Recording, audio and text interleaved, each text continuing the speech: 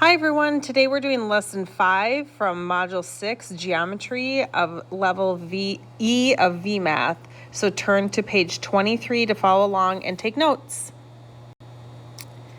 All right, so getting started here, we have a little bit of review for numbers 1 and 2. So number 1, we have this line and then arrows on the end of each line. And remember, when the arrows are on the end like that, it is just called a line because that line keeps going. Number 2, we have the line, but we see that we have points on the end of each line. When we have the points on the end, that is just part of a line. So it is called a line segment.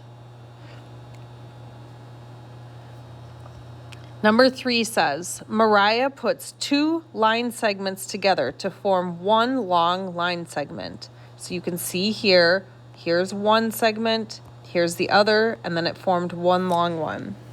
The first line segment measures 7 inches. So from here to here is 7 inches.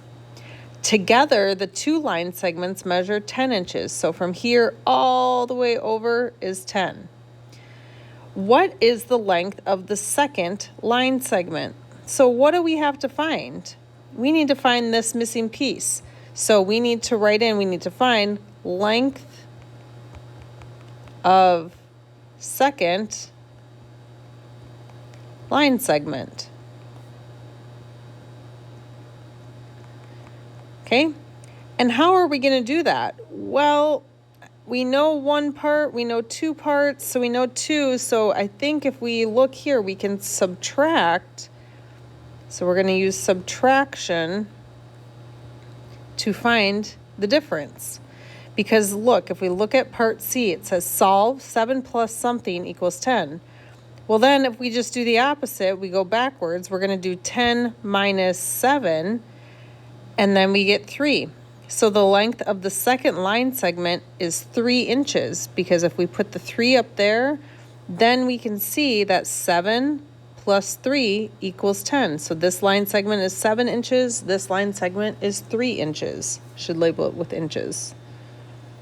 So is this a reasonable explanation? Yes. And then we can say because 7 plus 3 equals 10. Number 4 says, Savita put 3 line segments together to form one long line segment. The 3 line segments together measure 24 inches. So we know that all those together is 24 inches. The 3 line segments each measure the same length. So that means that they are each the exact same length. What is the length of each of the 3 line segments? So we need to find the length of each line segment. And how are we going to do that? Well, we can divide.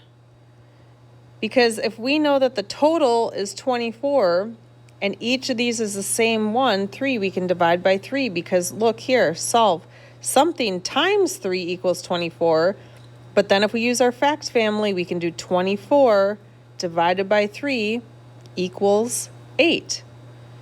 And so the length of each of the 3 line segments is 8 inches. So if each one of these is 8 inches, we know that that is reasonable, yes, because 3 times 8 equals 24. So we figured that out by kind of going backwards and using our fact families. All right, number 5. It says Leah places 2 line segments together to form one long line segment. The length of the second line segment is 14 inches. Together, the 2 line segments measure a total of 31 inches. What is the length of the first line segment? So the total is 31. The second one is 14. We need to find the length of the first line segment. So length of first line segment.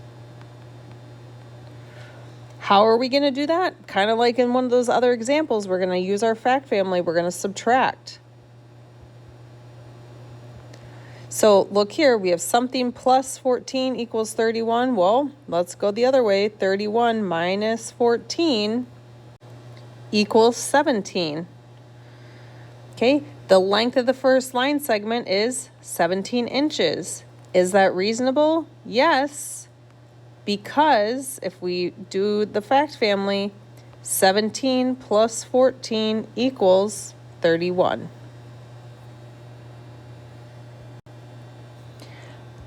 All right, so you are going to be working on your own in a few minutes. So solve a problem by working backward. Becky puts 3 equal line segments together to form one long line segment.